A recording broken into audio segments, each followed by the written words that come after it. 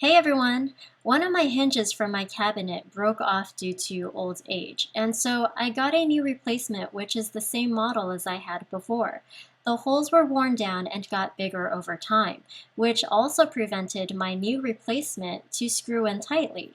So what I wanted to show you here is how to fill the existing holes where your old screws used to be and re-drill it back in place so it's nice and snug. This is an easy DIY fix that you can do yourself without calling a handyman. All you need are toothpicks or skewer sticks, which I broke into smaller pieces with a scissor, Gorilla Glue, paper towel, drill, and screws. First, fill in the hole with Gorilla Glue, then add in as many broken toothpicks that it can possibly fit.